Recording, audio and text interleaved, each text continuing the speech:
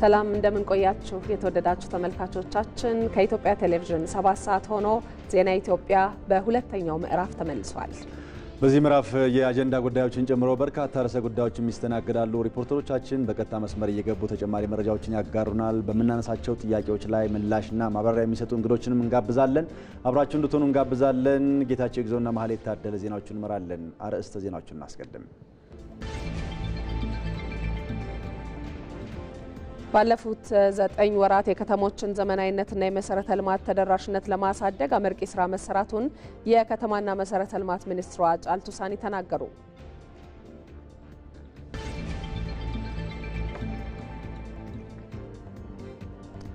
በአዲስ አበባ እየተከናወኑ ያሉ የኮሪደር ልማትና የመልሶ ማልማት ስራዎች የፕሮጀክት አፈጻጸም አቅምን ከፍ ያደረጉና ተነሳሽነትን የሚፈጥሩ መሆኑ ተገለጸ።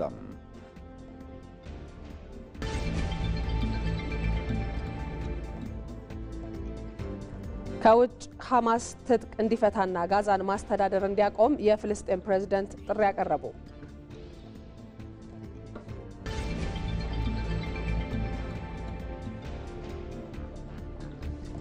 በስፖርታዊ መረጃችን ደግሞ በጣሊያን ዋንጫ ኢንተር ሚላን በሜዳው በኤስ ሚላን ተሸንፎ ከውድድሩ ተሰናብቷል።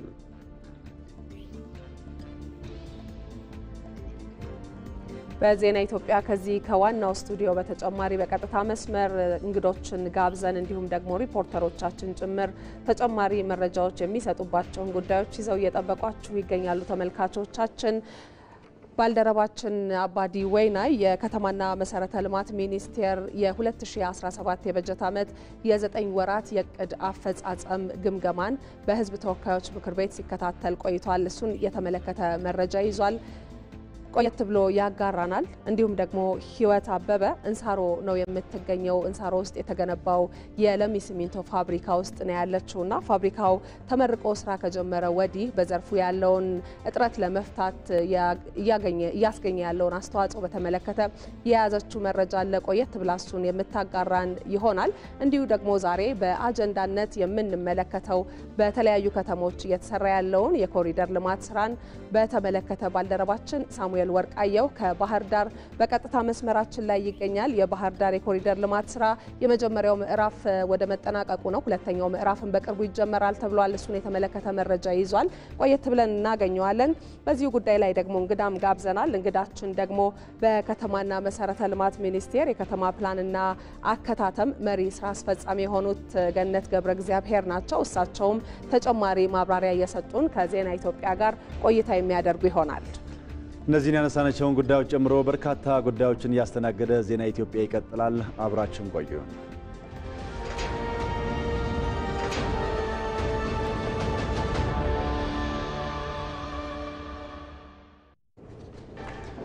ባለፉት 9 ወራት የከተሞችን ዘመናዊነትና የመሰረተ ልማት ተደራሽነት ለማሳደግ አመርቂ ስራ መሰራቱን የከተማና መሰረተ ልማት ሚኒስትሯ ጫልቱ ሳኒ ተናገሩ። የሕዝብ ተወካዮች ምክር ቤት የከተማና መሰረተ ልማት የ2017 በጀት ዓመት ያለፉት 9 ወራት የቅድ አፈጻጸምን ገምግሟል። በበጀት ዓመቱ በኮሪደር ልማት፣ በተቀናጀ የተፋሰስ ልማትና ከተማ ግብርና፣ የገጠር መንገድ ትስስርን ጨምሮ በሌሎች ዘርፎች ውጤቶች ተመዝግበዋል የተባለው ቅንጅታዊ አሰራር መፈጠሩን ያነሱት የከተማና መሰረተ ልማት ሚኒስትሯ ጫልቱ ሳኒ የሚኒስቴሩን አቅም ለማጎልበት በርካታ ስራዎች ተሰርተዋል ብለዋል። በዚህ ጉዳይ ላይ ተጨማሪ መረጃዎችን የሚያጋራን ሪፖርተራችን አባዲ ወይናይ ነው። በቀጥታ መስመራችን ላይ ነው ከሕዝብ ተወካዮች ምክር ቤት የሚገኘው። አባዲ እንደምን ቆየህ? ቀደም ሲልም በ6 ሰዓቱ የዜና ወጃችንም ተገኝተህ ሀሳቦችን አካፍለን ነበርና የሚኒስቴር መስሪያ ቤቱ አፈጻጸም ምንድን ነው የሚመስለው? በምክር ቤቱ አባላት የተነሱ ሀሳቦች፣ ጥያቄዎች እንዲሁም የተሰጠው ማብራሪያስ ምን መልክ ነበረው? አመሰግናለሁ ጌታቸው። የሕዝብ ተወካዮች ምክር ቤት ዛሬ እያካሄደ ባለው መደበኛ ጉባኤው የከተማና መሰረተ ልማት ሚኒስቴርን የ2017 ያለፉት 9 ወራት እቅድ አፈጻጸም እየገመገመ ይገኛል። አጠቃላይ የከተሞችን ዘመናዊነት ለማሳደግና የመሰረተ ልማት ተደራሽነትን ለማሳደግ ምን ተግባራት ተከናወኑ፣ አጠቃላይ በበጀት ዓመቱ ምን ችግሮች ነበሩ፣ ምን ስኬቶች ተገኙ በሚለው ዙሪያ እንግዲህ ሚኒስትሯ ጫልቱ ሳኒ ማብራሪያ ሰጥተዋል። ማብራሪያቸው እንደገለጹት ከሆነ አጠቃላይ ባለፉት 9 ወራት እንግዲህ የኮሪደር ልማት ላይ ከፍተኛ ስራ ተሰርቷል ብለዋል። በ63 ከተሞች ተግባራዊ ለማድረግ የተጀመረው ይህ ኮሪደር አሁን ላይ 45 ከተሞች በኮሪደር ልማት ላይ ወደ ትግበራ ገብተዋል። እስካሁንም አፈጻጸማቸው ከ50% በላይ መሆኑን ነው ሚኒስትሯ ያብራሩት። በዚህም አጠቃላይ ከ193 በላይ ፕሮጀክቶች በእነዚህ ኮሪደር አማካኝነት ተጠናቀዋል ብለዋል። እንዲሁም ደግሞ እንግዲህ 8 ከተሞች የመጀመሪያ ምዕራፍ የኮሪደር ልማትን አጠናቀው ወደ ሁለተኛ ምዕራፍ ለመሸጋገር ዝግጁ መሆናቸውን አብራርተዋል። እንዲሁም ደግሞ ከ150 ሺህ በላይ የሚሆኑ ዜጎች በዚሁ በኮሪደር ስራ አማካኝነት የስራ ዕድል እንደተፈጠረላቸው ሚኒስትሯ አብራርተዋል። እንግዲህ የኮሪደር ልማት በተለይም ደግሞ ከተሞች ዘመናዊ እንዲሆኑና ለዜጎች የተመቹ እንዲሆኑ በማድረግ ረገድ ከፍተኛ አስተዋጽኦ እያበረከቱ እንደሚገኙ ነው የተገለጸው። እንዲሁም ከዛ ባሻገር ደግሞ በዜጎች በተቀናጀ የተፋሰስ ልማትና በከተማ ግብርና ላይ በርካታ ስራዎች ተሰርተዋል ተብሏል። እንግዲህ በተቀናጀ የተፋሰስ ልማት 90 ሺህ የሚሆኑ ሰዎች ተሳትፈዋል ተብሏል። ከዛ ባሻገርም ደግሞ 88 ሺህ በላይ የሚሆኑ ሰዎች ደግሞ በከተማ ግብርና መሳተፋቸውን የተገለጸው። ይህ ደግሞ አጠቃላይ ከእቅዱ አንጻር ከ100% በላይ መሆኑ የተገለጸው። ለዚህ ደግሞ ዋና ምክንያቱ ምንድነው ከተባለ አጠቃላይ የማክሮ ኢኮኖሚ ማሻያ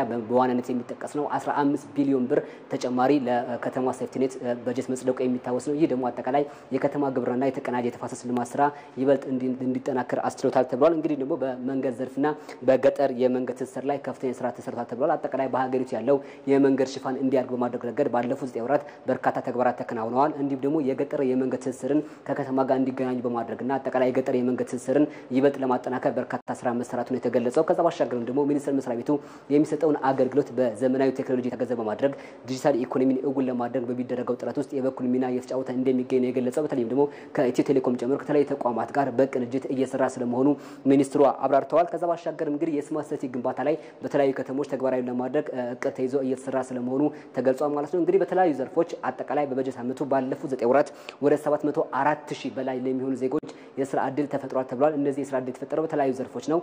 ከዛ ባሻገርም ደግሞ የከተማ አስተዳደርና ማዘጋጀታዊ አሰራርን ለማጠናከር በርካታ ስራዎች ተሰርተዋል። ከተሞች የማዘጋጃ ቤታዊ አሰራር እንዲሰጡ በማድረግና አጠቃላይ የከተማ መሰረተ ልማት አሰራርን እንዲጠናከር በማድረግ ስኬቶች ተገኝተዋል ተብሏል። እንዲሁም ደግሞ እንግዲህ ከተሞች የራሳቸውን ገቢ እንዲያመነጩና አጠቃላይ ወጪያቸውን በገቢያቸው እንዲሸፍኑ ለማስቻል የሚደረገው ስራ አሁን ሰፊ ውጤት እያስገኘ ይገኛል። ይህ ደግሞ አጠቃላይ ከተሞች ያላቸውን የገቢ ይበልጥ በማሳደግ ለዜጎች የሚሰጡትን አገልግሎት ለማጠናከር ከፍተኛ አስተዋጽኦ እያበረከተ እንደሚገኝ ነው የተገለጸው። ከዛ ባሻገርም ደግሞ የከተማ ፕላን ከተሞች በፕላን እንዲገነቡ በማድረግ ረገድ አጠቃላይ አሁን ላይ በፕላን ላይ እየተሰራ ያለው ስራ ከፍተኛ እምርታ እየተመዘገበበት ይገኛል ተብሏል። ከዛ ባሻገርም እንግዲህ አጠቃላይ የቤቶች ግንባታ ላይ እየተሰራ ያለው ስራ ከፍተኛ እምርታ እያስመዘገበ ነው። መንግስት እና አጠቃላይ ደግሞ የግሉ ዘርፍ በዚህ ላይ ከፍተኛ ስራ እየሰሩ ይገኛል። ይሁን እንጂ ይሄ ደግሞ በቀጣይም አጠናክሮ ማስቀጠል እንደሚገባ ነው የተገለጸው። የምክር ቤቱ አባላት ሊቀጥሉ በቀጣይም ሊጠናከሩ ይገባል ያላቸውን ሀሳቦች አንስተዋል። ካነሳቸው ሀሳቦች መካከልም አጠቃላይ የቤት ግንባታ ላይ የሚደረገውን ስራ ይበልጥ እንዲጠናከር የፋይናንስ አማራጭ የፋይናንስ ምንጭ ማፈላለግ ላይ ሚኒስቴር መስሪያ ቤቱ ትኩረት አድርጎ ሊሰራ እንደሚገባ ሀሳባቸውን አንስተዋል። ከዛ ባሻገርም ደግሞ የመሬት አቅርቦትን በማሳደግ አጠቃላይ በከተሞች ያለውን ዘመናዊነትና መሰረተ ልማት ግንባታ ላይ ትኩረት ሊደረግ ይገባል ብለዋል። እንዲሁም ደግሞ የኮሪደር ልማት ላይ የሚሰራው ስራ በቀጣይ ሊጠናከር ይገባል። የሚሰሩ የቅድመ ዝግጅት ስራዎችና አጠቃላይ የካሳ ክፍያ ላይ የሚሰሩ ስራዎች ይበልጥ በማጠናከር አጠቃላይ በዘርፉ ያለውን ስራ ማጠናከር እንደሚገባ ነው የገለጹት። እንግዲህ አጠቃላይ ያለው ሁኔታ ይህን ይመስላል። ምክክሩ አሁንም እንደቀጠለ ነው። አባዲ ወይናይ ላደረስከን መረጃ ከልብ እናመሰግናለን። መልካም ቀን ይሁንልህ። እንቀጥላለን ተመልካቾች። ተመርቆ ስራ ከጀመረ 6 ወራትን ያስቆጠረው የለሚ ሲሚንቶ ፋብሪካ ከ12 ሚሊዮን ኩንታል በላይ ሲሚንቶ ወደ ገበያ ማቅረቡ ተገለጸ። በአማራ ክልል በእንሳሮ ወረዳ ለሚ ከተማ አቅራቢያ የተገነባው ግዙፉ ሲሚንቶ ፋብሪካ በቀን እስከ 150 ሺህ ኩንታል ሲሚንቶ የማምረት አቅም ያለው ስለመሆኑም ተገልጿል። መስከረም 2017 ላይ የምርት ሂደቱን የጀመረው ፋብሪካው እስካሁን ባለው ሂደትም 12 ሚሊዮን ኩንታል በላይ ምርት ስለማምረቱ ተነግሯል።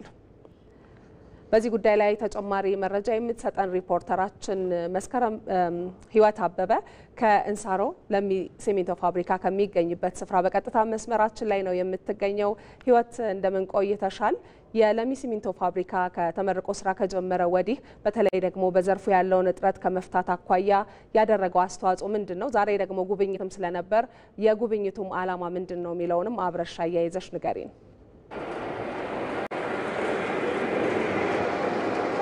አመሰግናለሁ። መንግስት እንግዲህ ለኢንቨስትመንቱ ዘርፍ በተለይ ለግል ኢንቨስትመንቱ ዘርፍ የሰጠው ትኩረት ይታወቃል። ታዲያ የለሚ ናሽናል ሲሚንቶ ፋብሪካም የዚህ ውጤት ነው ማለት ይቻላል። ምክንያቱም የመሰረተ ድንጋይ ከተቀመጠበት በ3 ዓመታት ውስጥ ነው እንግዲህ ተገንብቶ የተጠናቀቀው። ያም ብቻም አይደለም እንግዲህ በሀገራችን ውስጥ ይስተዋል የነበረውን የሲሚንቶ እጥረትን በስራ በጀመረ በ6 ወራት ውስጥ መቅረፍ ችሏል። ከፍተኛ የሆነ ዋጋ ይጠራ ነበር በሲሚንቶ ላይ እንዲሁም ተደራሽነቱ ላይም እንዲሁ ጥያቄ ነበረ። ይህንን መቅረፍ እንደቻለ ነው እንግዲህ በዛሬው ዕለት በነበረው የጋዜጣዊ መግለጫ ላይ የተመላከተው። እንግዲህ ተቋቁሞ ስራ ከጀመረ 6 ወራት ሆነውታል። በእነዚህ 6 ወራት ውስጥ ወደ 12 ሚሊዮን ኩንታል ሲሚንቶ ወደ ገበያ እንዲገባ ማስቻሉም ነው የተነገረው። ይህ እንግዲህ መንግስት ለግሉ የኢንቨስትመንት ዘርፍ የሰጠው ትኩረት በይበልጥ የሚያሳይ ነው ማለት ይቻላል። ምክንያቱም በልዩ የሆነ ትኩረት ነው እንግዲህ የሲሚንቶ ፋብሪካ ክትትል የተደረገበት የሚገኘው። እንግዲህ በሀገራችን የሲሚንቶ ፍላጎቱ ከፍተኛ እንደሆነ ይታወቃል። ታዲያ ኢትዮጵያም ላለፉት በርካታ ዓመታት ሲሚንቶን ከውጭ ሀገራት ኢምፖርት እያደረገች ነበር የምትገኘው። ለሚ ናሽናል ሲሚንቶ ፋብሪካ ይህንን አስቀርቷል። እንግዲህ በቀን ወደ 150 ሺህ ኩንታል ነው የሚያመርተው። ይህ በሀገራችን ውስጥ ቀድሞ ከተገነቡት የሲሚንቶ ፋብሪካዎች ከሚያመርቱት ጋር ሲነጻጸር ከፍተኛውን የያዘ ነው። እንግዲህ የዋጋ መረጋጋት እንዲኖር አስችሏል ማለት ይቻላል። ከዛ ባለፈ ደግሞ በሲሚንቶ ገበያ ውስጥ የነበረ አሻጥር እንዲሁም ለብልሹ አሰራሮች ተጋልጦ ነበር። ምክንያቱም ይህ የፈጠረው እጥረት ነበረ።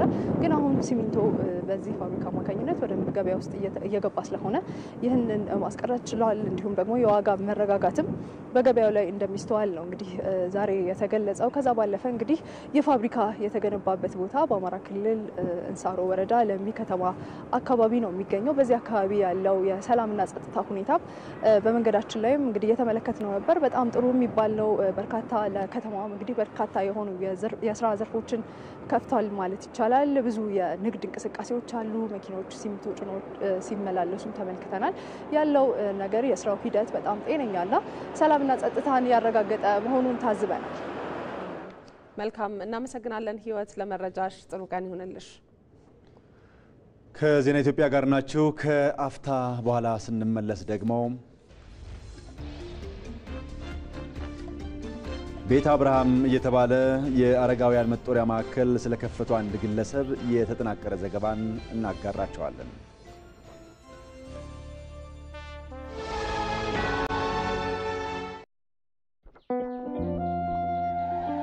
በፍቅር የተሰጠ የህይወት መንገድ በተግባር ያየነው ታላቅነት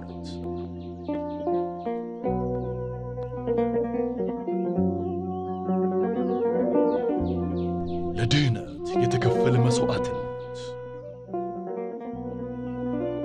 ለዘላለም የሚኖር ቃል ኪዳን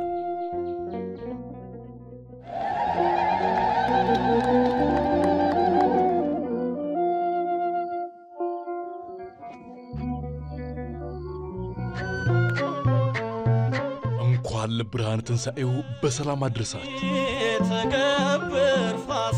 በውጭ ሐዋላ ድርጅቶች የሚላክ ገንዘብ በባንካችን በኩል ሲቀበሉ እስከ ሚያዝያ 19 ድረስ ከዕለታዊ የምንዛሪ ተመን በተጨማሪ የ12 ብር ጉርሻ እንደሚኖሩት እየገለጸ ነው። እንዲሁም በኢትዮ ዳይሬክት ካሽጎና ፋስት ፔይ ገንዘብ በቀጥታ ወደ ኢትዮጵያ ንግድ ባንክ አካውንት መላክ በነፃ መሆኑን ለማስታወስ እንወዳለን።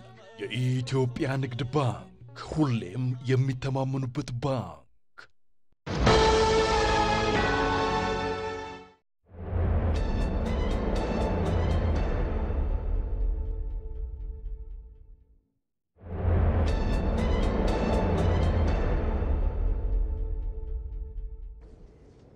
ዜና ኢትዮጵያን እየተከታተላችሁ ትገኛላችሁ ተመልካቾቻችን። አሁን ደግሞ ወደ አጀንዳ ጉዳያችን ነው የምንሻገረው። አብራችሁን ሆኑ።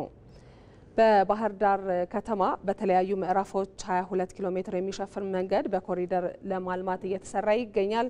በከተማዋ የመጀመሪያው ምዕራፍ የኮሪደር ልማት ስራ እየተጠናቀቀ ሲሆን በሁለተኛው ምዕራፍ ደግሞ በቅርቡ እንደሚጀመር ተገልጿል። የከተማው የኮሪደር ልማት ስራ ምን ይመስላል የሚለውን ሊያስቃኘን ደግሞ ሪፖርተራችን ሳሙኤል ወርቃየው ከባህር ዳር በቀጥታ መስመር ላይ ነው የሚገኘው። ሳሙኤል እንደምን ውለሃል? ባህር ዳር ላይ ያለው የኮሪደር ልማት ስራ ምን ደረጃ ላይ ደርሷል? በእርግጥ የመጀመሪያው ምዕራፍ እየተጠናቀቀ እንደሆነ እየሰማን ነውና አጠቃላይ ስራው ምን ይመስላል? የተመለከትከውን አጋራን።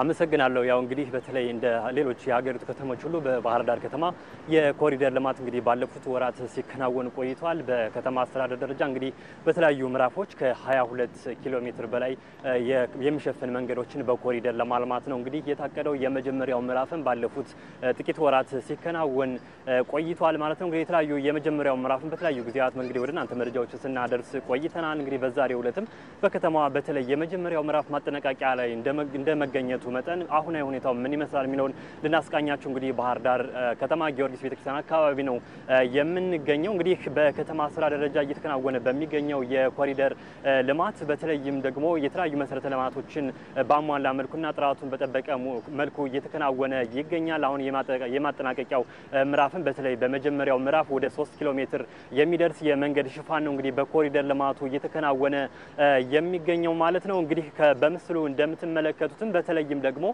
ጣና ለባህር ዳር ከተማ እንግዲህ ውበትና ድምቀት ከሆኑት ጸጋዎች መካከል ነው። እንግዲህ ከዚህ በፊት በተለይ ጣናን በከተማ መገኘቱ እንጂ ለከተማዋ ነዋሪዎች ምቹ ከመሆን እንዲሁም ደግሞ የተገለጠበት መንገድ አልነበረም። በምስሉ እንደምንመለከተው ይህ የኮሪደር ልማት በተለይም ደግሞ ጣናን ለማህበረሰቡ ምቹ ያደረገበት፣ ጣናን ለቱሪስቶች ፊት ለፊት እንዲያገኙት ያደረገበት ምቹ ሁኔታን መፍጠሩን ተመልክተናል ማለት ነው። እንግዲህ በጣና ዳርቻም የተለያዩ ልማቶች እየተከናወኑ ይገኛሉ። ከመንገድ ግንባታ ከመንገድ ማሳመሩ ባሻገርም ለቱሪስቶች ምቹ የሆኑ የተለያዩ ካፍቴሪያዎችን ጨምሮ የተለያዩ መጸዳጃ ቤቶች ተገንብተውና ዝግጁ ሆነዋል ማለት ይቻላል ማለት ነው። እንግዲህ በአሁኑ ወቅትም በተለይም ደግሞ የተለያዩ የከተማ ነዋሪዎችን ጨምሮ ከተለያዩ አካባቢዎች የመጡ ነዋሪዎች ይህን የኮሪደር ልማት ተንተርሰው በተለይም ደግሞ ወደ ጣና እየሄዱ ጊዜያቸውን እያሳለፉ ይገኛሉ፣ እየጎበኙም ይገኛሉ ማለት ነው። እንግዲህ እንዳጠቃላይ በተለይም ደግሞ በዚሁ በመጀመሪያው ምዕራፍ የኮሪደር ልማት እየተከናወነ በሚገኝበት ሰዓት ከዚሁ ጣናን ለከተማዋና ለማህበረሰቡ ምቹ ከማድረግ ባለፈም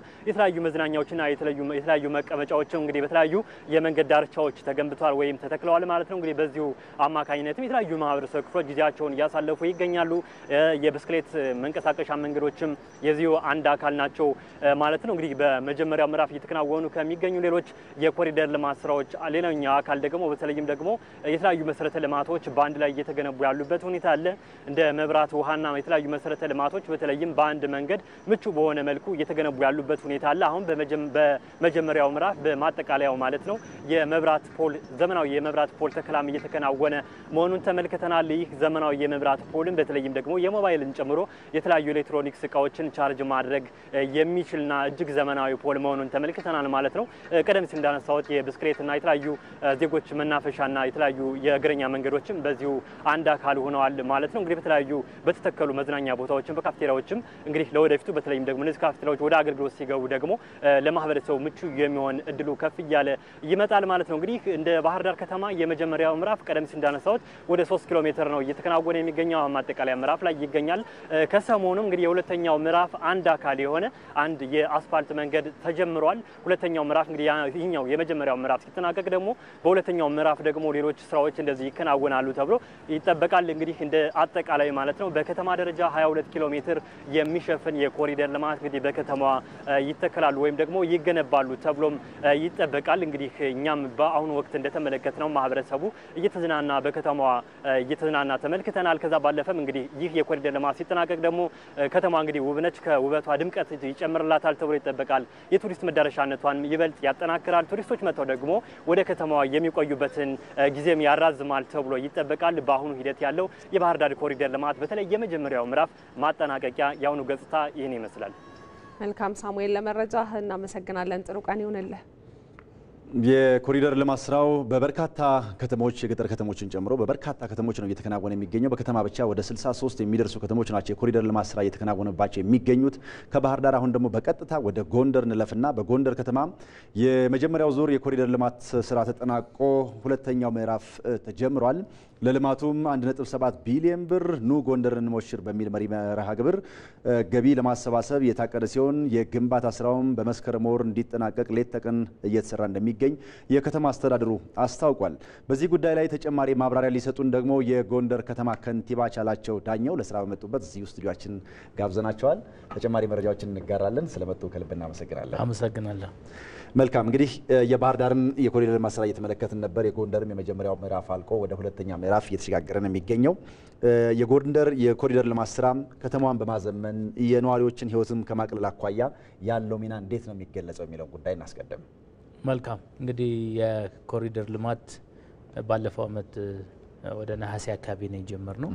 የመጀመሪያውን ፌዝ ታህሳስ አካባቢ ነው ያጠናቀቅ ነው። በጣም ውጤት ባመጣ ህዝብ የሚታይና የሚጨበጥ ለውጥ ያሳየ በመሆኑ ህዝባችን በጣም በከፍተኛ ሁኔታ ድጋፍ ያደረገበት ነው። የኮሪደር ልማታችን ትንሽ ጀመርን፣ እሱን አጠናቀን ህዝቡ እንዲያደረግንና በጣም ኃይል ያሰባሰብንበት በጣም ህብረተሰቡ በራሱ አውጥቶ እንዲያድስ እንዲሰራ እንዲጠግን ያደረግንበት ነበርና ከፍተኛ ከህዝብ ጋር ያለን አብሮ ተሳስሮ የመስራት ስራን ትልቅ ለውጥ ያመጣንበት የመጀመሪያው ኮሪደር ብዙም ትምህርቶች የተማርንበት ነበር። በአፈጻጸምና በተለይ የስራ አፈጻጸማችን የቀየረ ነው። አዲስ አበባ መጥተን ለመጀመሪያ ጊዜ ጎብኝተን አይተን ባለሙያዎችን ጭምር እዚህ አምጥተን ነበር ተሞክሮውን የወሰድንና የሌት ካሜራ አድቫንቴጅ ሁሉ ተጠቅመናል።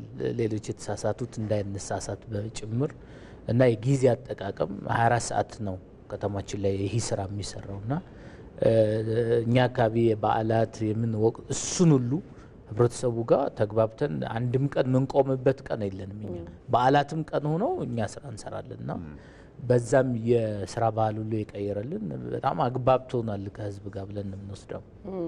የጎንደር የኮሪደር ልማት ጅምሩን ቀደም ሲል እርሱ የገለጹትን ተመልክተነው ነበር። ፋሲል አምሮ ተውቦ ፋሲለደስን አይተን ነበረ። የተጀመሩ ስራዎች አሉ። አሁን ደግሞ ጎንደርን እንሞሽር ብላችሁ የገቢ ማሰባሰቢያም ለማድረግ እየሰራችሁ እንደሆነ ሲገለጽ እየሰማን ነውና በተለይ ደግሞ የኮሪደር ልማቱ አዲስ አበባ ላይ የተለያዩ ቴክኖሎጂዎች አሉና ጎንደር ላይ ህብረተሰቡ አዳዲስ ቴክኖሎጂዎችን እንዲጠቀም የሚያስችሉ ምን ሀሳቦችን ይዛችሁ ለከተማው መጥታችኋል? መልካም እንግዲህ የመጀመሪያውን ጨርሰን ሁለተኛው የኮሪደር ልማት ገብተናል። ከተማችን እንግዲህ የቱሪስት መዳረሻ ከሚባሉት ኢትዮጵያን ቦታዎች መካከል አንዱ ጎንደር ነው። እንግዲህ ከተማችን በ2 ኪሎ ሜትር ልዩነት ብቻ ከ7 በላይ ዓለም አቀፍ ቅርሶች የሚገኙበት ነው። የሰሜን ብሔራዊ ፓርክ አለ።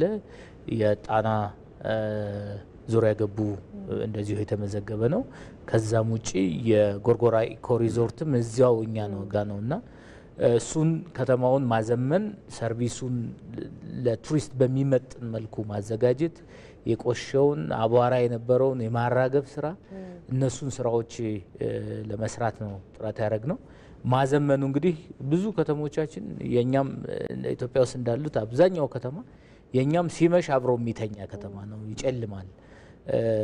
ኮምፕሊትሊ ከተማውን የመቀየር ማንም ሰው በፈለገው አይነት መጠን ነው ቤቱንም ምኑንም የሚሰራ የነበረው። አሁን ዩኒፎርሚቲ እንዲኖሩ የሰራንበት መንገድ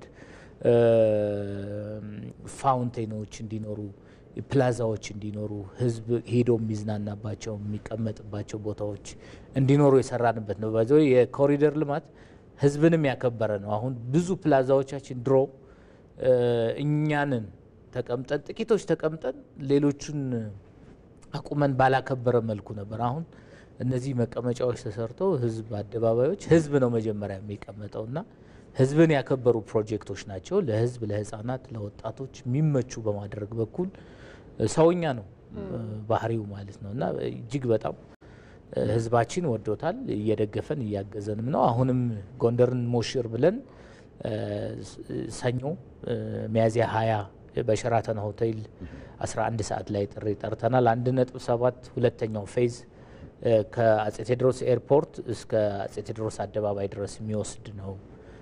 ወደ 12.5 ኪሎ ሜትር ነው። ሶስተኛ ፌዝ አለን። ይህን ግን እስከ መስከረም የማጠናቀቅ ስራ እንሰራለን ብለን ሌሊት ቀን እየሰራን ነው።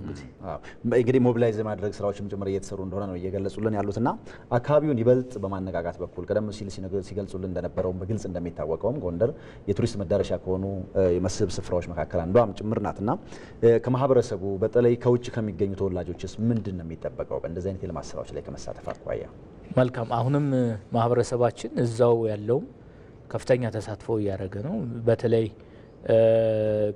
የኛ ጥንታዊ ከተማ ስለነበር አስፓልትና መኖሪያዎች ድርጅቶች እዛው ከአስፓልቱ ዳር ነው የነበሩትና አሁን 40 50 70 ካሬ ወጥቶ ቤቱን አፍርሶ ራሱ ሰርቶ በምንሰጠው ዲዛይን ኤቭሪ ኮምፖነንቶችን በሙሉ አሟልቶ ነው እየሰራ ያለና ኦልሞስት ከ850 ሚሊዮን ብር በላይ አዋጥቷል። ይህን በመስራት በኩልና ከፍተኛ ነው ያለው። በዲያስፖራውን በኩል አሁን በጀመርነው እንቅስቃሴ ከፍተኛ ድጋፍ ነው ያለን። ቶሎ አዘጋጁልን የስልክ ቁጥሮች፣ የባንክ አካውንቶች ቢዚ እንዳይሆንብን አሁን በውስጥ የሚልኩልን እንደዛ ነውና ከፍተኛ ርብርብ ያደርጋል ብለን እናስባለን። አሁንም እኛ ኑ ብለን ስንጣራ ህዝቡ እጁን ዘርግቶ ነው የተቀበለን። የጎንደር ከተማ ከንቲባ ቻላቸው ዳኘው ለሰጡን ማብራሪያ ከልብ እናመሰግናለን። መልካም ዘላውት። ዜናው ይቀጥላል። የአዲስ አበባ ከተማ ከንቲባ አዳነች አቤቤ ደግሞ በካዛንቺስ የኮሪደርና የመልሶ ማልማት ስራ ላይ በመሳተፍ አስተዋጽኦ ላበረከቱ አካላት ምስጋና አቅርበዋል። ትናንት ማምሻውን በተከናወነው የምስጋና መርሃ ግብር ከንቲባ አዳነች አቤቤ የካዛንቺስ ኮሪደርና መልሶ ማልማት ስራ ከሌሎች የኮሪደር ልማት ስራዎች በተለየ ውስብስብና ግዙፍ እንደነበር አስታውሰው ከማህበረሰቡ ጋር በተደረገ ውይይት በቁርጠኝነት ወደ ስራ መገባቱን ገልጸዋል። የካዛንቺስ መልሶ ማልማትና የኮሪደር ልማት ሰፋ ያለ እስካሁን ከሰራናቸው ኮሪደሮችም አሁንም እየሰራ ነው ካለው ኮሪደሮችም ረዘም ያለ እንደውም ውስብስብ የሆነ ነው። መጀመሪያ ለመጀመር ትንሽ ይከብድ ነበር። አንዳንዶች ስትናገሩ አይተናል። በአንድ ፌዝ እናርገው፣ በሁለት ፌዝ እናርገው ወይስ በአመትም ጭምር እናቅድ የሚል ተነጋግረንበት ነበርና ግን ወደ ህዝቡ ጠጋ እያልን ስንሄድ ከህዝቡ ጋራ ስንነጋገር በርትተን የአንድ ኮሪደር ልማት ፕሮግራም አድርገን ለመምራት ጨክነን ገባንበት።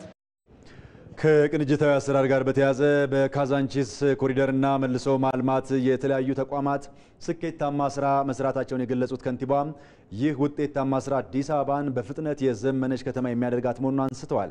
በተጨማሪም የካዛንቺስ የኮሪደርና መልሶ ማልማት ፕሮጀክት የስራ ባህል የዳበረበት የስራ ዕድል የተፈጠረበትና ዘላቂ ልማት ለትውልድ በጋራ የተገነባበት ነው ሲሉም ገልጸዋል። ቅንጅታዊ አሰራርን በመተግበር በኩል ትልቅ ልቀት ነው የታየው። መብራት ኃይል፣ ኢትዮ ቴሌኮም፣ ውሃና ፍሳሽ ግንባታ፣ የግንባታ ፈቃድ እንዲሁም የመሬት መሰረተ ልማት በፍሳሽ አወጋገር ስርዓት የምንሰራቸው እነኚህ አዲስ አበባን ስማርት ሲቲ ለማድረግ በትልቅ ኢንቨስትመንት የሰራናቸውና ዋጋ የከፈልንባቸው ስራዎች ሲሰሩ ብክነት እንዳይኖር አንዱ መሰረተ ልማት ሌላውን መሰረተ ልማት እንዳያበላሽ ከዚህ በፊት ከነበረው በመማር ውጤታማ ስራ ተሰርቶበታል። የስራ ባህል አዳብረንበታል። የሰፊ የስራ ዕድል ፈጥረንበታል። ዘላቂ ልማትን ለትውልድ በጋራ ገንብተናል። ከንቲባ አዳነች አቤቤ አክለውም ሀገርን የማበልጸግ ራዕይን በመጋራት በጋራ ለሰሩ ኮንትራክተሮች፣ አማካሪዎች፣ አመራሮች፣ ሰራተኞችና ተቋማት ምስጋናቸውን አቅርበዋል። ከዚሁ ጋር በተገናኘ በአዲስ አበባ ከተማ እየተከናወኑ ያሉ የኮሪደር ልማትና የመልሶ ማልማት ስራዎችን መስራት እንደሚቻል ያረጋገጡና ለተጨማሪ ስራም ተነሳሽነትን የሚፈጥሩ ስለመሆናቸው ተገለጸ። በጠቅላይ ሚኒስትር ጽህፈት ቤት አስተባባሪነት ከ200 በላይ የኢኮኖሚው ዘርፍ ተቋማት አመራሮች በከተማዋ እየተከናወኑ ያሉ የልማት ስራዎችን ጎብኝተዋል። አመራሮቹ የከተማዋ ገጽታ በሚያምር መልኩ ተቀይሯል ያሉ ሲሆን በቀጣይም መስራት የሚችል አቅም እንዳለን ማረጋገጫ ነው ብለዋል። በከተማዋ ደረጃቸውን የጠበቁ የንግድ ማዕከላት መገንባታቸውም ጥራትን ከማስጠበቅ አኳያ ከፍተኛ አስተዋጽኦ ይኖረዋል ብለዋል። ይህንኑ ጉዳይ ስትከታተል የቆየችውና ተጨማሪ መረጃ የምትሰጠን ሪፖርተራችን መስከረም ቸርነት በቀጥታ መስመር ላይ ነው የምትገኘው። መስከረም እንደምን ቆይተሻል? ጉብኝቱን እየተካፈልሽ ነበር፣ አብረሽ አንቺም እያየሽ ነበርና በአዲስ አበባ እየተሰሩ ያሉ የልማት ስራዎችን በተመለከተ የኢኮኖሚው ዘርፍ አመራሮች ምን አስተያየት ሰጡ?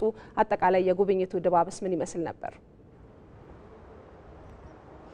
አመሰግናለሁ። ቀደም ሲል እናንተም ስትገልጹት እንደነበረው ከ200 በላይ የሚሆኑ በጠቅላይ ሚኒስትር ጽህፈት ቤት አስተባባሪነት የኢኮኖሚ ዘርፍ ተቋማት አመራሮች በመዲናችን አዲስ አበባ እየተከናወኑ ያሉ የልማት ስራዎችን ጎብኝተዋል። እንግዲህ ከጎበኟቸው መካከልም የካሳንችስ የኮሪደር ልማትና መልሶ ማልማት ስራ፣ የእንስሳት ልማትና ልቀት ማዕከል፣ የገላን ጉራቻ የተቀናጀ የመኖሪያ ልማት መንደር እንዲሁም አሁን እኔ የምገኝበት የቡልቡላ ፓርክ የሚገኝበታል ማለት ነው። መዲናችን አዲስ አበባ ባለፉት አመታት እንግዲህ ለነዋሪዎች ምቹ ከማድረግ አኳያ ከተማን ከማዘመን አኳያ የተሰሩ ያሉ ስራዎች የልማት ስራዎችን ነው አመራሮቹ ተዘዋውረው የጎበኙት ማለት ነው። መነሻችን ያደረግነው እንግዲህ ከካሳንችስ የመኖሪያ ከካሳንችስ የኮሪደር ልማትና የመልሶ ማልማት ስራዎች ውስጥ ነው ማለት ነው። እንግዲህ በተለይ ደግሞ ለነዋሪዎች ከተማን ምቹ ከማድረግ አኳያ ሰፋፊ መንገዶች መዘጋጀታቸው መገንባት መቻላቸው እንዲሁም ለእግረኛ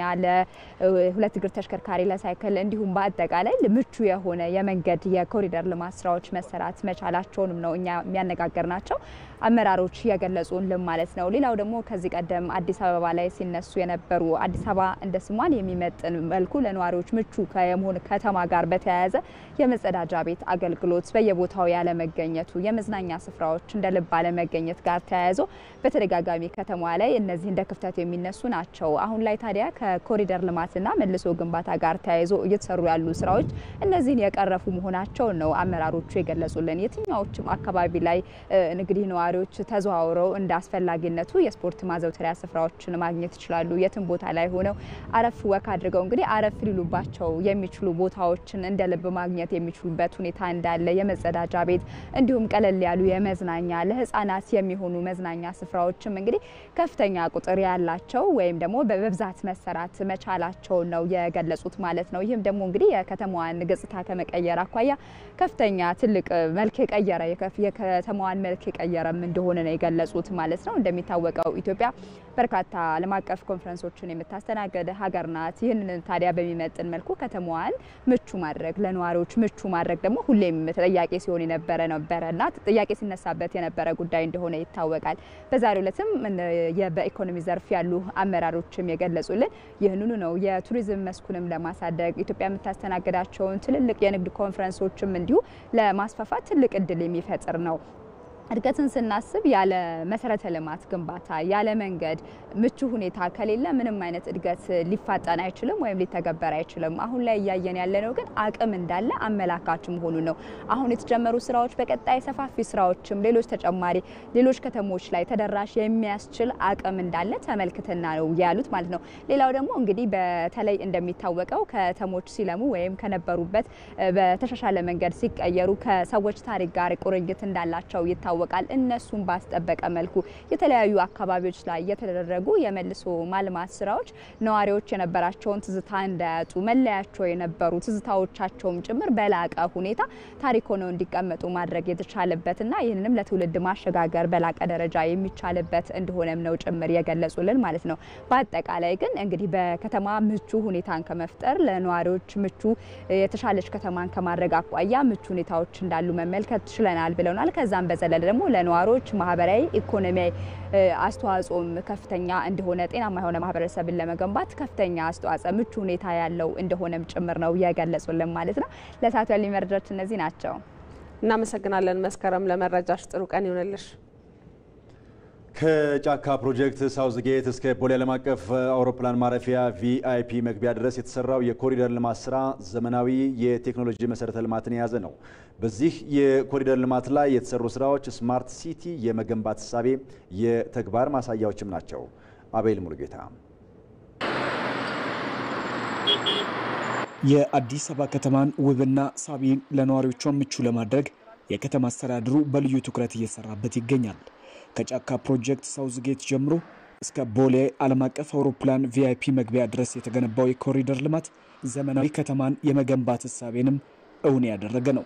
ይህ ስፍራ በከተማዋ እየተገነቡ ካሉ ፕሮጀክቶች አንደኛው ሲሆን በቂ ማረፊያ ስፍራና ሰፊ የመንገድ መሰረተ ልማትም የተገነባለት ነው። ግንባታው የመሮጫ ትራክ፣ የእግረኞች መንገድ እንዲሁም ለዓይነ ስውራን ዜጎችም እንዲመች ተደርጎ የተገነባ ነው። በዚህ መስመር ላይ በተቀናጀ መልኩ ፍሳሽ ውሃና ኤሌክትሪክም በአግባቡ ተዘርግቷል። ይህም ለብዙ ዓመታት እንዲያገለግል ታሳቢ ተደርጎ የተሰራም ነው። በዚህ መንገድ ኮሪደር ልማት ላይ በርካታ ዘመናዊ ቴክኖሎጂ ተገጥመውለታል። ከተማዋንም ስማርት ሲቲ ለማድረግ ያለው ሚናም ከፍተኛ ነው። በዚህ የመንገድ መሰረተ ልማት ላይ እስከ ቦሌ ተርሚናል ባሉ ፖሎች ላይ እነዚህ የምትመለከቷቸው ደግሞ የዋየርለስ ወይም ያለ ገመድና በገመድ ቻርጅ ማድረግ ስልኮችን የሚያስችል መሰረተ ልማቶች የተገነባለት ነው። በእያንዳንዶቹ ፖል ላይ ደግሞ ስማርት ኤልኢዲ ስክሪኖችም ተገጥመዋል። 5Gን አክሰስ ማድረግ የሚችሉ ከማዕከል ቁጥጥር የሚደረግባቸው ናቸው። ከዛ በተጨማሪ ደግሞ የሴኩሪቲ ካሜራዎችም ጭምር የተገጠመለት መሰረተ ልማት ነው። እዚህ አካባቢ ደግሞ ኤሌክትሪክ መኪኖችን ቻርጅ ማድረግ የሚያስችል ስራዎች ተሰርተዋል። አጠቃላይ ስራው በዚህ አካባቢ ያለውን የትራንስፖርት እንቅስቃሴ የበለጠ እንዲቀላጠፍ የሚያስችልም ነው። በመገናኛ ተርሚናልና በቦሌ ኤርፖርት አቅራቢያ የተገነቡት የውስጥ ለውስጥ መተላለፊያዎች የሰዎችን እንቅስቃሴ ከተሽከርካሪ እንዲለይም የሚያስችል መሰረተ ልማትም ነው። በከተማ አስተዳደሩ ከጫካ ፕሮጀክት ሳውዝጌት እስከ ቦሌ አውሮፕላን ማረፊያ ቪአይፒ በር ድረስ ኮሪደሩ እንዲለማ የተደረገ ሲሆን ከኤርፖርት ወደ ጫካ ፕሮጀክት መሄድ ለሚፈልጉ ቪአይፒ እንግዶች ያለምንም የትራንስፖርት እንቅስቃሴ መጨናነቅም መጓዝ ያስችላል። ዜና ኢትዮጵያን እየተከታተላችሁ ትገኛላችሁ ተመልካቾቻችን። ዛሬ በአጀንዳነት እየተመለከትነው ያለነው ጉዳይ በከተሞች የሚሰሩ የኮሪደር ልማት ስራዎች በተለይ ደግሞ ዘመናዊ ቴክኖሎጂዎችን ለነዋሪዎች ከማስተዋወቅ አኳያ ምን አዲስ ነገር ይዘው መጡ የሚለውን እያነሳን ነው። ከዚሁ ጋር በተያያዘ ደግሞ ተጨማሪ ማብራሪያ እንዲሰጡን እዚህ ስቱዲዮአችን እንግዳ ጋብዘናል። እንግዳችን ደግሞ በከተማና መሰረተ ልማት ሚኒስቴር የከተማ ፕላንና አከታተም መሪ ስራ አስፈጻሚ የሆኑት ገነት ገብረ እግዚአብሔር ናቸው። እንኳን ደህና መጡ እንግዳችን። እናመሰግናለን። የኮሪደር ልማትን በተመለከተ የተወሰነ አጠር ያለ መረጃ ይኖረናል። እንደሚታወቀው የኮሪደር ልማት ስራ በአዲስ አበባ ተጀምሮ በተለያዩ ከተሞች ተስፋፍቶ ዛሬ ላይ ወደ 63 ከተሞች ያደገ ስራ ነውና የነዋሪዎችን ኑሮ በማቅለልም ብዙ ይዞ መጥቷል። በተለይ ለእናንተ መኪና ላላችሁ ስልክ ቻርጅ ለምታረጉ ሰዎች ለሁሉም የህብረተሰብ ክፍል በተለይ ኑሮን በማቅለል በኩል አዳዲስ ቴክኖሎጂዎችን በማስተዋወቅ በኩል ቀደም ሲል ሲባል እንደነበረውም ስማርት ሲቲ መገንባት ሂደትን ደግሞ ይበልጥ በማፋጠን በኩል ህብረተሰቡ በኩል መጠን ሊጠቀም በሚችልበት ሊገለገል በሚችልበት ደረጃ ነው እየተገነባ የሚገኘው። ብስክሌት መንገዶችን ማየት ይቻላል። የእግረኞች መንገዶች በጣም ምቹ ናቸው። እነዚህ ሁሉ መሰረተ ልማቶች እንግዲህ በብዙ ሊደነቁ የሚገባቸው እንደሆኑ ነው የምናስበው። መልካም። በተወሰነ መልኩ ደግሞ በተለይ ከትናንት ወዲያ የተመረቀው የቅርቡ ጊዜው የካሳንችስ አካባቢ ያለው የኮሪደር ልማት ነው። ይሄ የኮሪደር ልማት ምን ገጽታ አለው፣ እንዴት ተሰራ የሚለውን በተወሰነ መልኩ እናጋራችሁ ተመልካቾቻችን። እንደሚታወቀው ይሄ ካሳንችስና የአካባቢው የኮሪደር ልማት ስራ በሁለተኛው የኮሪደር ልማት ስራ የተካተተ አንደኛው ነው። ነገር ግን ቀድሞ የተመረቀው ይሄኛው ስራ ነው። እስካሁን ከተሰሩ የኮሪደር አካባቢዎች ሁሉ በአይነቱ ለየት ያለና ሰፊ የሆነ እንደሆነ የተነገረለት ነው። የካሳንችስ አካባቢ የኮሪደር ልማት ስራ የ1000 ሄክታር አካባቢን የሚሸፍንና እሱን አካባቢ ያለማ እንደሆነ በከተማ አስተዳደሩ የተገለጸ ነው። የአስፋልት መንገዶቹን ዝርጋታ ብንመለከት ወደ 40.9 ኪሎ ሜትር የሚሸፍን አስፋልት መንገዶች ተሰርተውለታል። ይሄ ማለት ደግሞ ቀደም ሲል እንደሚታወቀው የካሳንችስ አካባቢ መንገዶቹ ጠባብ የሆኑና የትራፊክ መጨናነቅ ያለባቸው አካባቢዎች ነበሩ። ዛሬ ላይ ግን ወደ ካሳንችስ አካባቢ ብትሄዱ እጅግ በሚገርም ሁኔታ እኔ ራሴ ተመልክቻለሁ። አስፋልት መንገዶቹ ሰፍተው የተሰሩበት ነው። እዚህ አካባቢ ያለውም የእግረኛ መንገድ ይሄ ነው የሚባል እግረኞችን እንደ ልብ የሚያንቀሳቅስ ያልነበረ ነው። ወደ 81.9 ኪሎ ሜትር የሚሆን ደግሞ የእግረኛ መንገድ ግንባታም ተጠናቆ ተሰርቶለት እግረኞች እንደ ልባቸው ሲንቀሳቀሱበት የተመለከትነው ነው። እዚህ አካባቢም እንደ ሌሎቹ የኮሪደር ልማት ስራዎች ሁሉ ወደ 20.7 ኪሎ ሜትር የሚሆን የሳይክል መንገድ አለው። ቀደም ሲል አንተ ስታነሳ እንደነበረው በተለይ ደግሞ ለዜጎች ጤናማ የሆነ አኗኗርን ከማለማመድ አኳያ ዜጎች በሳይክልም ተንቀሳቅሰው ከስራ ወደ ቤት ከትምህርት ቤት ወደ ቤት እንዲመላለሱ የሚያስችል መንገድም የተገነባበት ነው። ካሳንችስ አካባቢ 20.9 ኪሎ ሜትር አካባቢ ነው።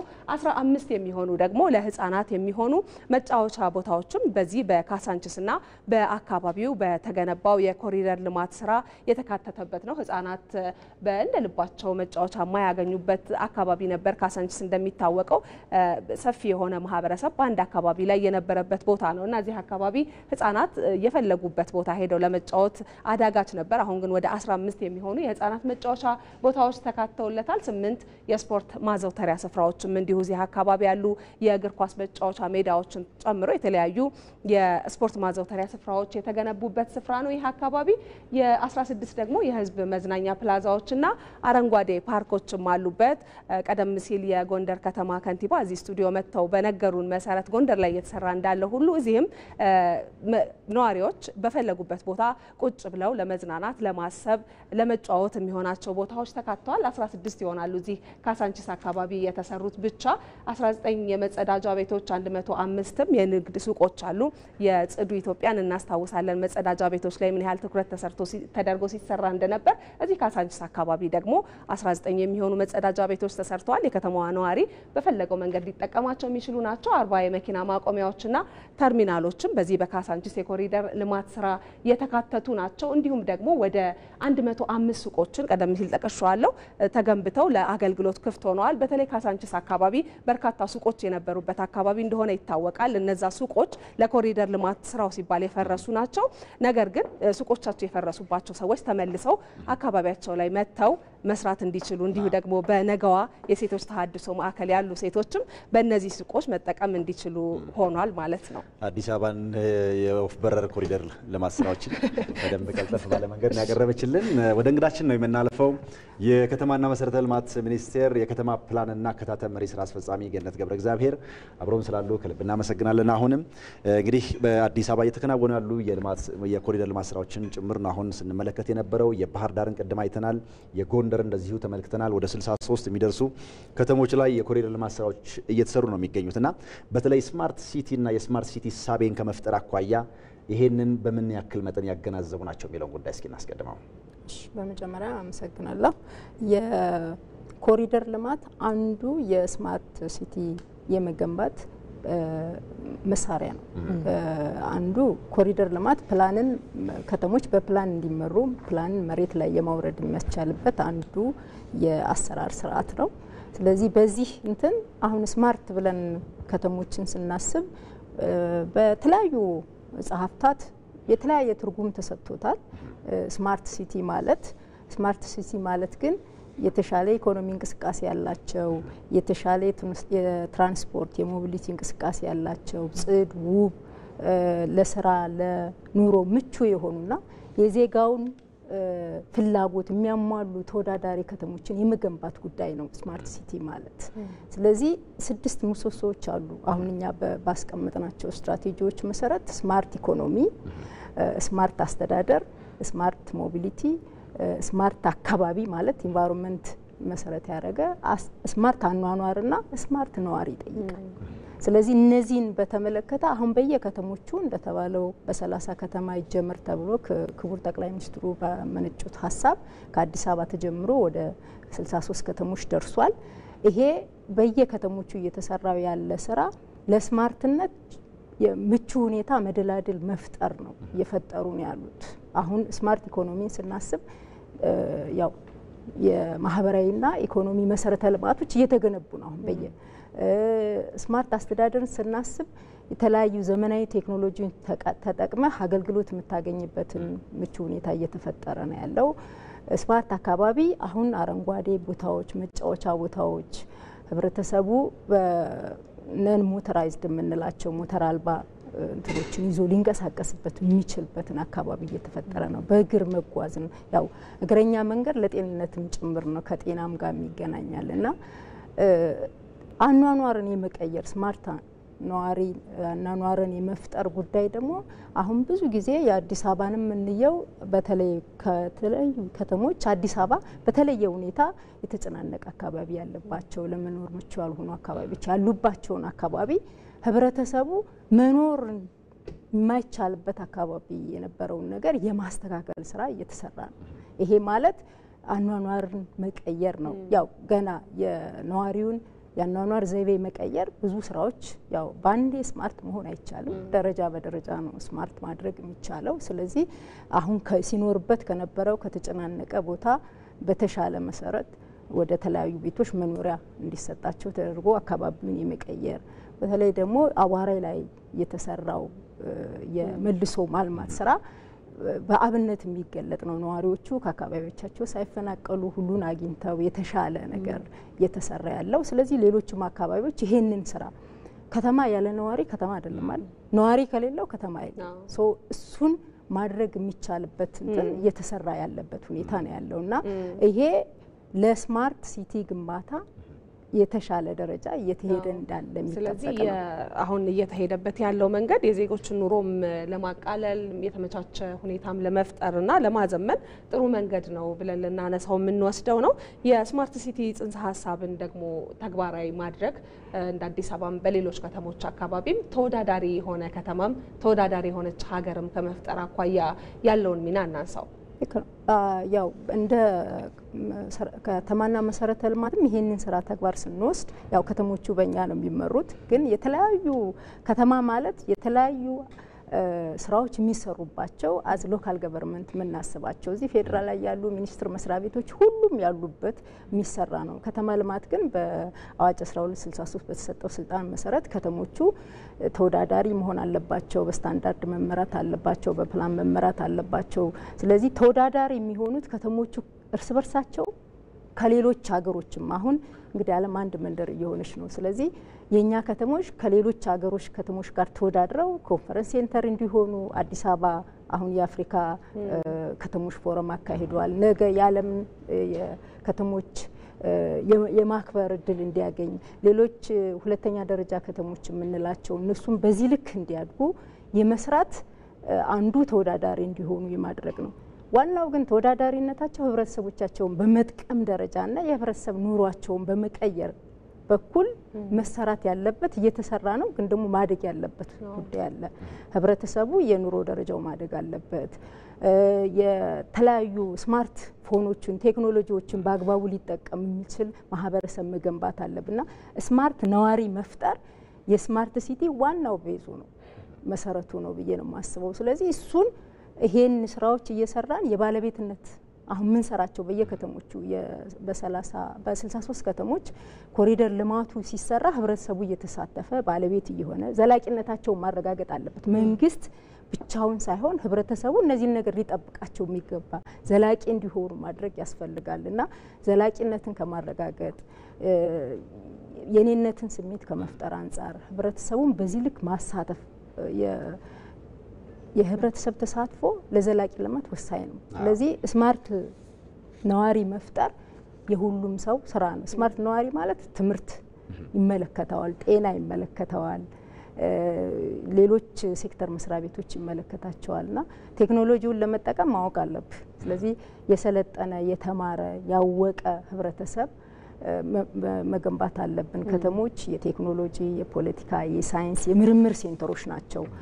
ምንም እንኳን አርባናይዜሽናችን በጣም ዝቅተኛ ቢሆንም የአርባናይዜሽን ሬታችን በጣም ከፍተኛ ስለሆነ አሁን እየተሰራ ያለው ስራ በአርባናይዜሽን ኦፖርቹኒቲ እንጂ ለኛ ቻሌንጅ እንዳይው መልካም አጋጣሚ ነው መሆን ያለበት። ለምን ገና ዝቅተኛ ደረጃ ስለሆነ። ስለዚህ ከተሞች ይሄንን ሊፈቱት የሚችሉት አንዱ ሌሎች ሀገሮች በ1969 የሃያኛው ክፍለ ዘመን መጨረሻና 21ኛው መጀመሪያ ላይ የኢንዱስትሪ ከተሞችን ማኔጅ ለማድረግ ነው የኮሪደር ልማትን የወሰዱት። ስለዚህ ይሄን የኮሪደር ልማት መጀመራችን ለከተሞች እድገት በጣም መሰረታዊ ነው። ስማርትም ለማድረግ ዋናው መሳሪያ ሆኖ ያገለግላልና እጅግ በጣም ነው የምናመሰግነው። አበርታች ነው እንግዳችን እዚህ ድረስ ስለመጡ ስለሰጡን ማብራሪያ የከተማ ልማትና መሰረተ ልማት ሚኒስቴር የከተማ ፕላንና አከታተም መሪ ስራ አስፈጻሚ ገነት ገብረ እግዚአብሔር እናመሰግናለን። ጥሩ ቀን ይሁንልዎ። እናመሰግናለሁ ስለነበረ እንግዲህ እሺ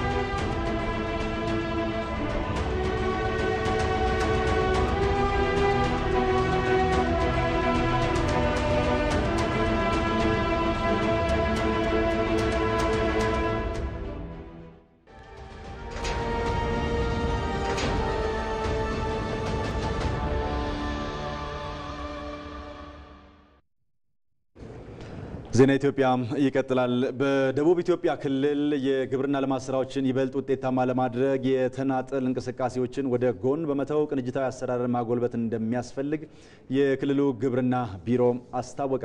ቢሮው በዘርፉ ያሉ ማነቆችን ለመፍታት የሚያስችል ምክክር ከግብርና ልማት አማካሪ አካላት ጋር በወላይታ ሶዶ ከተማ መክሯል።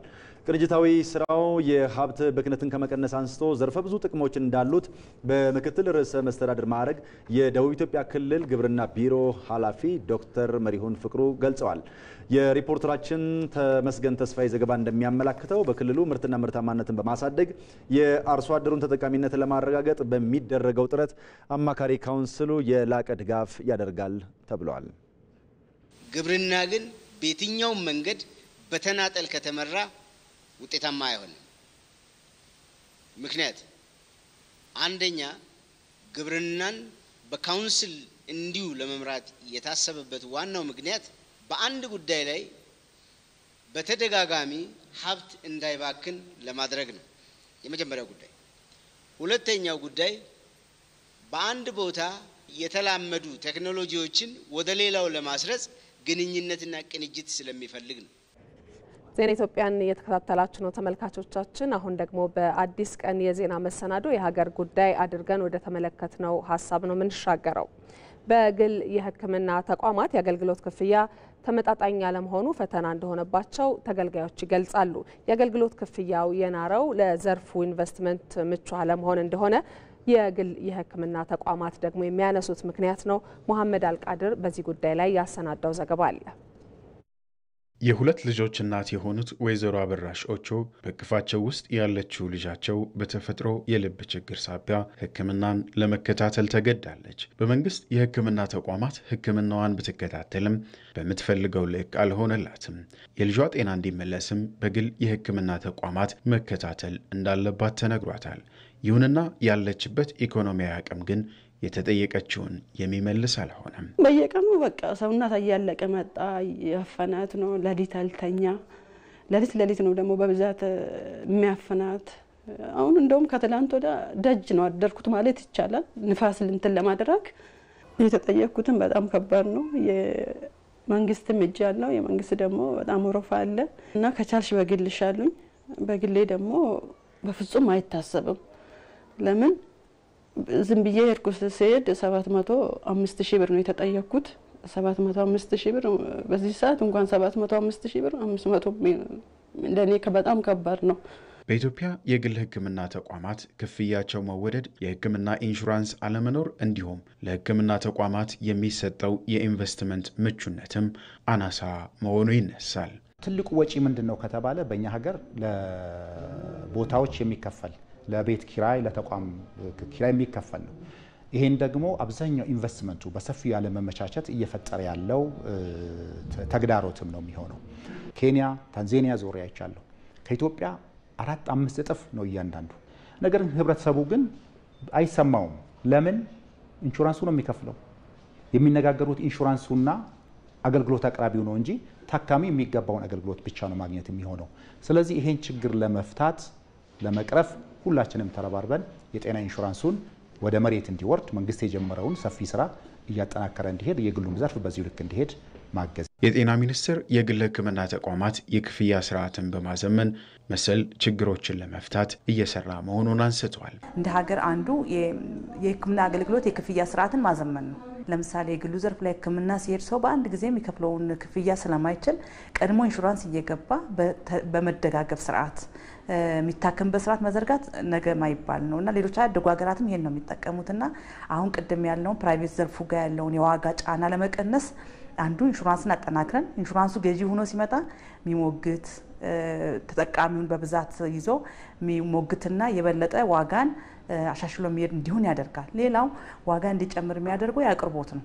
አቅርቦት ሀገር ውስጥ በብዛት ስላልነበረን የባለፉት አመታት ከውጭ ሀገር በሚመጣ አቅርቦት ላይ ብቻ ዲፔንድ ያደረግን ስለሆነ እነዚህ አቅርቦቶች ደግሞ ለዶላር እና ለተለያዩ ለውጦች የሚጋለጡ ስለሆነ ዋጋ ተጨማሪ እንዲሆን ያደርጋልና አንዱ እሱን ከማሳካት አንፃር የሀገር ውስጥ አቅርቦትን በደንብ አድርጎ መስራት አቅርቦትን ብቻ በአይነት ሳይሆን በጥራትም ጭምር ለማረጋገጥ ነው ትኩረት አድርገን እየሰራን ያለ ነው። በግል የሕክምና ተቋማት የሚሰጠው አገልግሎት የተሻሻለ ብሎም የተመጣጠነ እንዲሆን የመንግስትና የግል ትብብር ሊጠናከር እንደሚገባ ተገልጿል። ቀደም ሲል በይጠብቁን ወደ ጠቆምናቸው ጉዳይ ነው የምናልፈው። ሰውን ከመርዳት በላይ አስደሳች ነገር የለም ይላሉ የዛሬዋ ባለ ታሪካችን ወይዘሮ አስናቀች። ወይዘሮ አስናቀች ቤተ አብርሃም የአረጋውያን መጦሪያ ማዕከል በመመስረት ለበርካቶች አረጋውያን ማረፊያም ጭምር የሆኑ ናቸው። ወይዘሮዋ በአንድ ሰው የጀመሩት አረጋውያንን የመጦር ስራ ዛሬ ወደ 10 ከፍ እንዲልላቸው ሆኗል። ባልደረባችን ፍሬህይወት ረታ በቡኢ ከተማ በሚገኘው ቤተ አብርሃም አረጋውያን መጦሪያ ተገኝታ ከባለታሪካችን ጋር ቆይታ አድርጋለች። ከራስ አንደበት እንደሚከተለው ይቀርባል።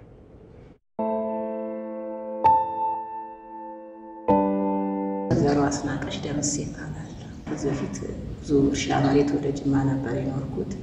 ከጅማ አገሬ እየመጣሁ እዚህ ከብቶች እያረባሁ እያለ አንዳንድ የወደቁ ሰዎችን ሳይ አታክልትም እያለማ ምንም እያልኩ ያንን ሳይ እንግዲህ የወደቁ ሰዎችን ማንሳት ግዴታ አለብኝ ብዬ እንዲሁ ሳስብ በጣም ተርበው ለመሞት 2 ቀን አንድ ቀን የቀራቸው እናት ወድቀው አገኘሁ በተዘግቶባቸው። ከዛም በኋላ ሌሎችም ይኖራሉ በየቤቱ ሰው ያላወቃቸው በለመን ያፈሩ የሚበሉ ያጡ መውደቂያ ያጡ በማለት ይህን ነገር በሰፊ ለምን አልሰራውም እግዚአብሔርም ይረዳኛል ሀገርም ይረዳኛል በሚለው ተነስቼ እግዚአብሔር ይመስገን ከአንድ ዛሬ እስከ 10 ሰው ሆነውልኝ አሁን ያሉበትን ቤት አሰርቼ የቤት ኪራይ ለማብራት ለውሃ ይሆነኛል እሱን እያሰራሁ ነበረ። አሁን በስፋት እያሰብኩ የሚረዳኝ ሰው ባገኝ ይህን ኪራይ ቢቀርብኝ ሰዎች ገብተው ቢጦሩበት እውነትም ብዙ የወደቁ ሰዎችን አገኘሁኝ አስገባሁኝ። በጣም በረከት አለው። በእነሱ የጀመርኩት ስራ ያየሁት ነገር ምንድነው? በትንሿ በረከት አለው። በቃ እኔ 50 ኪሎ ጤፍ ድሮ ለራሴ ያስፈጭ ነበር። ዛሬ 50 ኪሎ ከነሱ ጋር እየበላሁት ነው። ህመሙ የባሰ ነገር ቢመጣ ብዙ እስከ ወራቤ ወስጄ ማሳክማቸው ጊዜ አለ። ሆስፒታል የማድረበት ጊዜ አለ። እና ምንድነው ቋሚ ነገር የላቸውም። ለዛሬ ግን ምንም አላጡብኝም አላጣሁም። እና ምንም ጧሪ ቀባሪ የሌለውን ሰው አረጋግጬ ዛሬ ምን 20 30 ቢሆን እቀበላለሁ። ምንም ኖሮኛ አይደለም ለአንድ የሰራሁት ለአንድ ይሆናል የሚለው ነው የምቀበለው። በወር 7000 ብር ከፍላቸው አንድ ቤት እንግዳ መቀበያ ክፍል የነበረችኝን አዳራሽ 7000 ብር አከራይቼዋለሁ። ያን ቀጥታ ወደ ሰራተኛ ደሞዝ ነው ያስገባሁት። ለኔ ገቢ ነው ብያልኩት እቺ ያለ ላሞታት ናት። ስለዚህ እነዚህ የሴት ሰራተኛ ጋጋሪ ያለች ወር ሰርታ የምታበላቸው ገላቸው የሴቶች የምታጥባለች፣ የወንድ ዘበኛ አለ የወንድ ገላቸውን የሚያጥብ ጸጉራቸው የሚላጫለ፣ ሲታመሙ ሌሊቱን ሆስፒታል አምቡላንስ ጠርቶ ይወስዳል፣ ባጃጅ ጠርቶ ይወስዳል። እንግዲህ ሰው ለመርዳት ይራበው እንዳለ እንድረዳ እስከ መጨረሻ ድረስ የሚቀበለኝ ደግሞ ወኪል ያብጀልኝ አልፎ አልፎ የሚረዱኝ አሉ።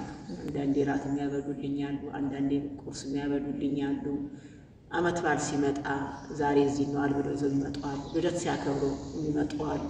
ይሄ ሰው ሆኖ ሰውን ማዳን ትልቅ ነገር ነው፣ ትልቅ ነገር ነው። ሁሉም ሰውን ቢረዳ ሰዎች የሚረዳቸው እግዚአብሔር ነው። በተረዱት ቁጥር የወደቀውን ቢረዱበት ጥሩ ነው። ይሄንን ነው መማከር። ከዚህ በላይ ለሰው ልጅ ምንም የለውም። ሰው ሆኖ ሰው መርዳት የመሰለ ነገር አስደሳች በምድር ላይ የለም። የሚያሰባስበን አንድ አጀንዳ እንፈልግ ካልን የምናገኘው ብሔራዊ ጥቅም ነው። ብሪክስ በመግባታችን የቡድን 20 በለጸጉ ሀገራት ስብሰባ ላይ ኢትዮጵያ ተጋባዥ ሆናል። ዜጎች በሀገራቸው ውስጥ ተከብረው ይኖራሉ የሚለው በራሱ አንድ ብሔራዊ ጥቅም ነው። ብሔራዊ ጥቅም የሆነ ለአንድ ተቋም ብቻ የምንሰጠው አይደለም።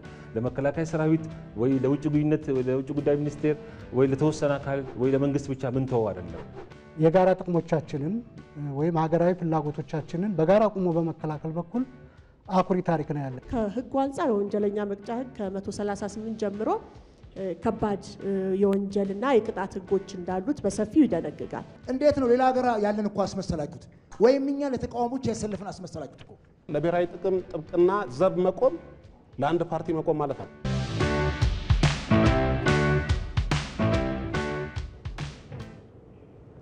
ወደ ውጭ ዘገባዎቻችን እንሻገር።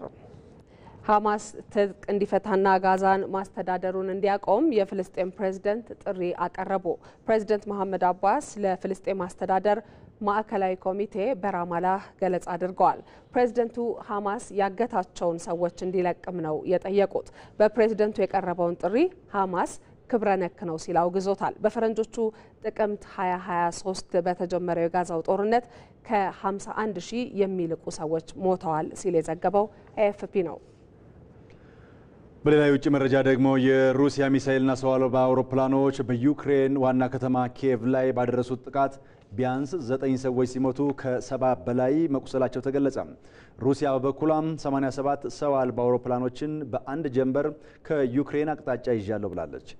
ዛህራ መሐመድ 3 ዓመት ባስቆጠረው የሩሲያ ዩክሬን ጦርነት በርካታ ሰዎች እንዲሞቱና እንዲፈናቀሉ ብሎም ከተሞች እንዲወድሙ ምክንያት ሆኗል።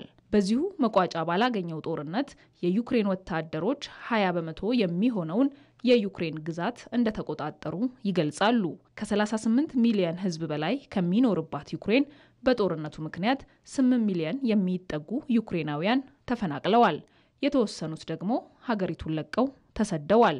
ጦርነቱ ግን አሁንም ቀጥሏል። ትላንት የሩሲያ ሚሳኤልና ሰው አልባ አውሮፕላኖች በዩክሬን ዋና ከተማ ኪየቭ ላይ ባደረሱት ጥቃት ቢያንስ 9 ሰዎች ሲሞቱ ከ70 በላይ የሚሆኑት ደግሞ ቆስለዋል ስትል ዩክሬን አስታውቃለች። ከቆሰሉት መካከል 6 ህጻናት እንደሚገኙበትም ተነግሯል። ይህ በእንዲህ እንዳለ ሩሲያ 87 ሰው አልባ የዩክሬን አውሮፕላኖችን በአንድ ጀንበር ማክሸፏን ትናገራለች። የዩክሬን ባለስልጣናት በበኩላቸው በአንድ ሌሊት የተፈጸሙ የሩሲያ የሚሳኤልና ድሮኖች ጥምር ጥቃት በዩክሬን ዋና ከተማ ኪየቭ ውስጥ የእሳት ቃጠሎ አስነስቶ ህንፃዎችን ሰባብሮና ነዋሪዎችን በፍርስራሹ እንዲቀበሩ አድርጓል ብለዋል። ከአደጋው በኋላ የሞባይል ስልኮች ከፍርስራሹ ስር ሲጮሁ ተሰምተዋል። ጋራጆች ውስጥ የእሳት ቃጠሎች ተነስተዋል። የአስተዳደር ህንፃዎችና የወደቁ የብረት ቁርጥራጮች በተሽከርካሪዎች ላይ ጉዳት አድርሰዋል። በዋና ከተማው የአየር ክልል ላይ ወረራዎች ስለመኖራቸው የማስጠንቀቂያ መልእክቶቹ ለ6 ሰዓታት ያህል ተላልፈዋል። ጥቃቱን ተከትሎ ሁሉም መገኘታቸው እስኪታወቅ ድረስም ፍተሻው ይቀጥላል ተብሏል። ኪየቭና ሞስኮ በአሜሪካ የሰላም ስምምነት ካልተስማሙ በስተቀር የትራምፕ አስተዳደር ጦርነቱን ለማቆም የሚያደርገውን ጥረት ሊተው እንደሚችል ዝቷል። የዩክሬን የውጭ ጉዳይ ሚኒስትር አንድሪ ሲቢሃ በኤክስ ገጻቸው ላይ ባሰፈሩት መልእክት የሩሲያ ከዩክሬን ክልል አለመውጣቷ ለሰላም እንቅፋት መሆኗን ያሳያል። በመሆኑም ግፊት መደረግ ያለበት ሞስኮ ላይ ነው ብለዋል። የከተማዋ ከንቲባ ኤጆር በበኩላቸው በሰሜን ምስራቅ የዩክሬን ሁለተኛዋ ትልቋ ከተማ ካርኪቭ የሩሲያ ሚሳኤሎችና ሰው አልባ አውሮፕላኖችን ተቋቁማ ብትቆይም ከተማዋ 14 ጊዜ በሰው አልባ አውሮፕላኖችና 10 ጊዜ በሚሳኤል ጥቃት ደርሶባታል። ባለብዙ ፎቅ የመኖሪያ የትምህርት ቤት ህንፃዎች፣ የግል መኖሪያዎች፣ የኢንዱስትሪ ኢንተርፕራይዞችና ሆቴሎች ጉዳት ደርሶባቸዋል ሲሉም ገልጸዋል። ጥቃቶቹ ሩሲያና ዩክሬን የተኩስ አቁም ስምምነት ላይ እንዲደርሱ ለመገፋፋት አሜሪካ ባደረገችው ጥረት ላይ የበለጠ ጥርጣሬን ይፈጥራል። ሀገራቱ ባለፈው ወር አሜሪካና ዩክሬን መክረው ያለምንም ቅድመ ሁኔታ የተኩስ አቁም ለማድረግ ያቀረቡትንም ጥሪ ውድቅ አድርገዋል። በሌላ በኩል የአሜሪካው ፕሬዝዳንት ዶናልድ ትራምፕ የፕሬዝዳንት ዘለንስኪን አካሄድ ተችተዋል። ትራምፕ አክለውም ዘለንስኪ ሀገሩን በሙሉ ከማጣቱ በፊት ማሰብ ይኖርበታል። ለተጨማሪ 3 ዓመታት መታገል ይችል ይሆናል። ነገር ግን የግድያ ሜዳውን ከማስፋትና ጦርነቱን ከማራዘም በቀር ምንም ሊያደርግ አይችልም ብለዋል። ዘገባው የሮይተርስና የቢቢሲ ነው። የውጭ ምንዛሪና የዓለም አቀፍ ግብይት መረጃን ደግሞ ከተከታዩ ጥንቅር እንከታተል።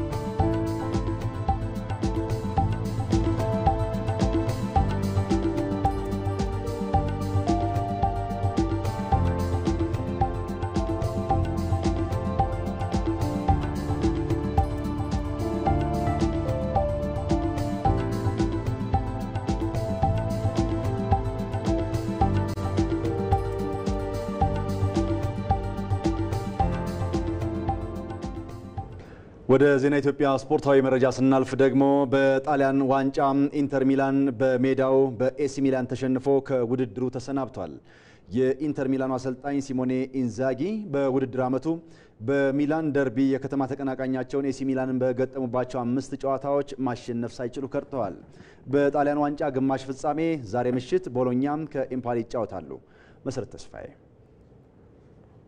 የጣሊያን ዋንጫ የግማሽ ፍጻሜ የመልስ ጨዋታውን በሜዳው ጁሴፔ ሜዛ ከከተማ ተቀናቃኙ ኤሲ ሚላን ጋር ያደረገው ኢንተር ሚላን በሜዳውና በደጋፊው ፊት 3-0 ተሸንፎ ከውድድሩ ተሰናብቷል። በመጀመሪያው ዙር ጨዋታ ሳንሴሮ ላይ አንዳቻ ተለያይቶ የነበረው የ9 ጊዜ የመድረኩ ባለድል ኢንተር ሚላን በድምር ውጤት 4-1 ተሸንፎ የመድረኩ ጉዞ ትላንት ምሽት አብቅቷል። ከዚህ ቀደም በጣሊያን ዋንጫ ለ32 ጊዜያት ያህል ለግማሽ ፍጻሜ መድረስ የቻሉ ኔራ ዙሪዎቹ የፈረንጆቹ 2025 ከገባ በኋላ ኤሲ ሚላንን በገጠሙባቸው ጨዋታዎች ማሸነፍ አልቻሉም። ኢንተር ሚላን በአጠቃላይ በውድድር ዓመቱ ደግሞ ለ5 ጊዜያት ያህል ኤሲ ሚላንን ገጥሞ በአንድ ጨዋታ እንኳን ማሸነፍ አልቻለም። የኤሲ ሚላኑ ተጫዋች ሉካዮቪች ደምቆ ባመሸበት መርሃ ግብር ለሮስነሪዎቹ 2 ግቦችን ሲያስቆጥር ሬንደርስ ደግሞ ቀሪዋን ግብ ያከለ ተጫዋች ሆኗል። በአሰልጣኝ ሰርጂዮ ኮንሴሳኦ የሚመሩት ሮስነሪዎቹ ለመጨረሻ ጊዜ በመድረኩ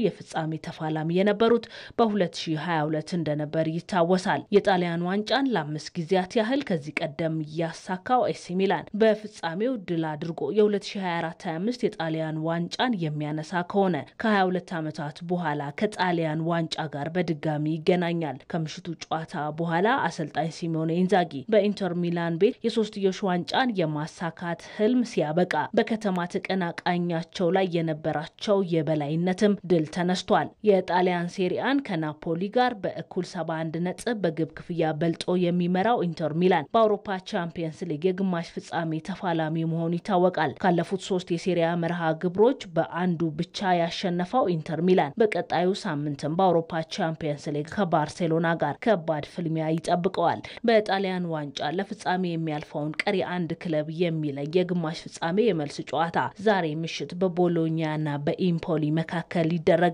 ምሽት 4 ሰዓት በስታዲዮ ሬናቶ ዴል አሪያ ስታዲየም በሚደረገው የግማሽ ፍጻሜ የመልስ ጨዋታ በመጀመሪያው ዙር ከሜዳው ውጪ 3-0 ያሸነፈው ቦሎኛ ወደ ፍጻሜ የማለፍ የተሻለ እድልን ይዞ በሜዳው የመልስ ጨዋታውን ያደርጋል። የተወደዳችሁ ተመልካቾቻችን እኩለ ቀን 6 ሰዓት ሲል የጀመረው ዜና ኢትዮጵያ በተከታተላችሁት መልኩ ተጠናቋል። ከኛ ጋር ስለነበራችሁ እጅግ አድርገን እናመሰግናለን። ዜና ኢትዮጵያን እየመራን ማህሌት ታደለና ጌታቸው ይግዘው አብረናችሁ ነበርን። የዜና ኢትዮጵያ አዘጋጅ ፋሲካ ያሌው፣ የስቱዲዮ ዳይሬክተራችን ገዛይ ዳዲ እንዲሁም መላው የስቱዲዮና የስርጭት ባለሙያዎቻችን ከካሜራ ባለሙያዎቻችን ጋር በመሆን አብረውን ነበሩ። ለአብሮነታችሁ ሁላችሁንም ከልብ እናመሰግናለን። በያላችሁበት ብሩህ ቀን ይሁንላችሁ።